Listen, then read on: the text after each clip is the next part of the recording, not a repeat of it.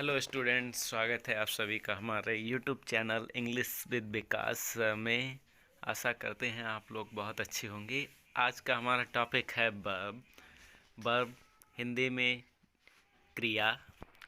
आइए हम लोग वर्ब के बारे में जान लेते हैं कि ये वर्ब क्या है। Verb is a word which indicates an action of subject.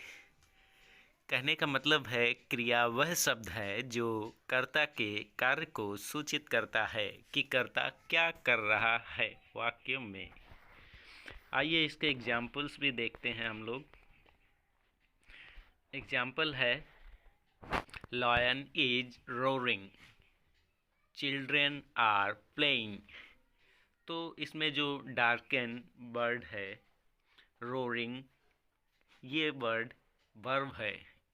इसमें क्या कर रहा है? सिर दहाड़ रहा है। चिल्ड्रेन आर प्लेइंग, बच्चे क्या कर रहे हैं? खेल रहे हैं। खेलना क्या है? क्रिया है। So these are the examples of verb. Next, there are two types of verb on the basis of use. प्रयोग के आधार पर क्रिया दो प्रकार की होती है। आइए हम लोग जानते हैं वो दो प्रकार कौन कौन से हैं। First type is man verb, जिसे हम मुख्य क्रिया कहते हैं। Second type is axillary verb, जिसे हम सहायक क्रिया कहते हैं। आइए हम जानते हैं मैन वर्ब और एक्सिलरी वर्ब में अंतर। मैन वर्ब को हिंदी में मुख्य क्रिया कहते हैं। आइए हम इसके बारे में जानते हैं। Man verb, it does man work in the sentence, or when there is a single verb in the sentence is called man verb। कहने का अर्थ है यह वाक्य में मुख्य क्रिया का काम करती है, और या जब वाक्य में सिर्फ एक ही क्रिया होती है तो उसे मुख्य क्रिया कहते हैं। आइए हम इसके एग्जाम्पल देते हैं। Let's see its examples. यही हमने अभी आपको हिंदी में बताया है। इसके एग्जाम्पल्स देखिए। आई रीड अ लेटर, मैं एक पत्र पढ़ता हूँ। तो इसमें जो अंडरलाइंड वर्ड रीड है, ये सिंगल वर्ब है इस पूरे सेंटेंस में। वी ड्रिंक वाटर, हम पानी पीते हैं। दे कम हेयर, वे यहाँ आते हैं। सो स्टूडेंट्स देखिए, इसमें रीड, ड्रिंक, कम, ये सभी किसके एग्जाम्पल हैं? मैन वर्ब के, क्योंकि ये सेंटेंस में सिर्फ अकेले आए हैं। सो आइए हम आगे देखते हैं। Next, axillary verb. Axillary verb के बारे में जानते हैं।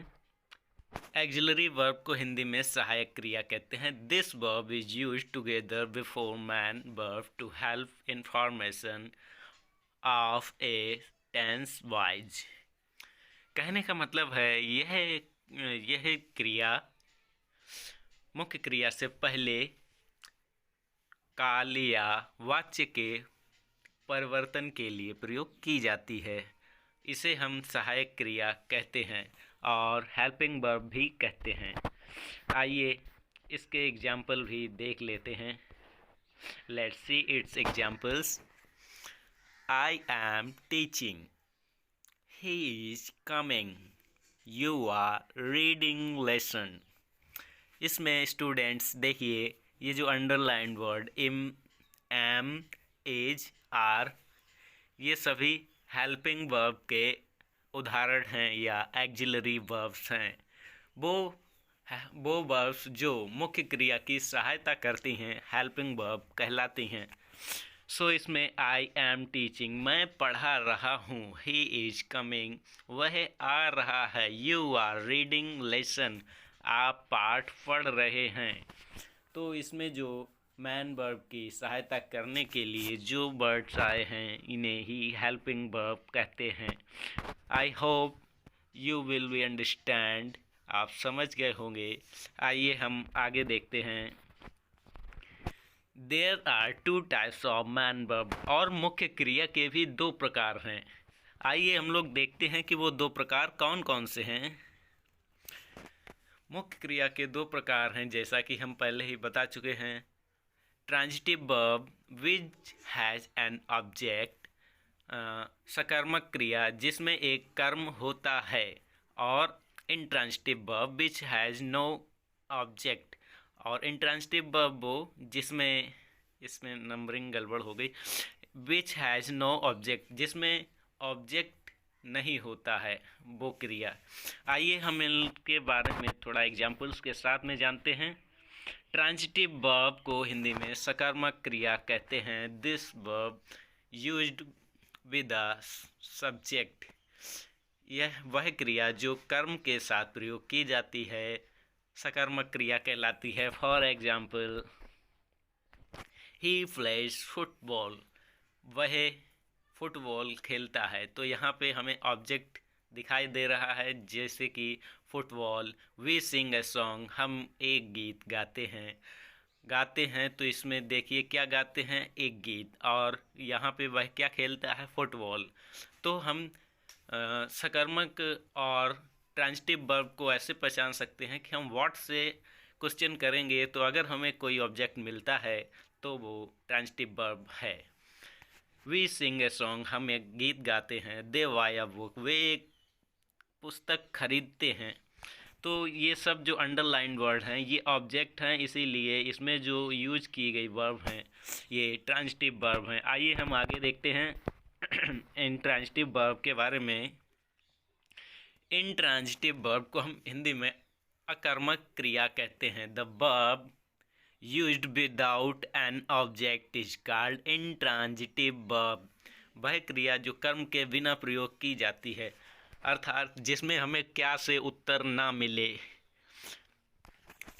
आइए हम इसके एग्जाम्पल्स देखते हैं। फॉर एग्जाम्पल, मदर स्लीप्स, माँ जी सोती हैं। चिल्ड्रन वीप, बच्चे रोते हैं। दे लाफ, वे हंसते हैं।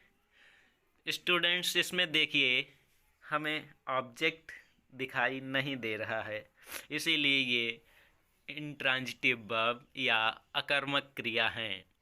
अगर हम देखें पहले एग्जाम्पल में, मदर स्लीप्स, क्या सोती हैं, तो हमें इसका आंसर नहीं मिलता। चिल्ड्रन भी क्या रोते हैं, नहीं मिल रहा, कोई भी ऑब्जेक्ट नहीं दिख रहा।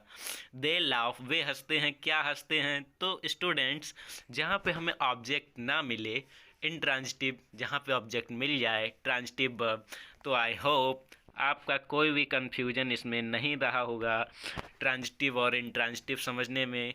और हमने आपको वर्ब का पूरा सेक्शन ख़त्म करा दिया है। नेक्स्ट वीडियो में हम आपसे एडवर्ब के साथ मिलेंगे। अगर आपने हमारा चैनल सब्सक्राइब नहीं किया है तो सब्सक्राइब कर दीजिए, और आपने अगर वीडियो अच्छी लगी है तो प्लीज़ लाइक करें और सब्सक्राइब करें।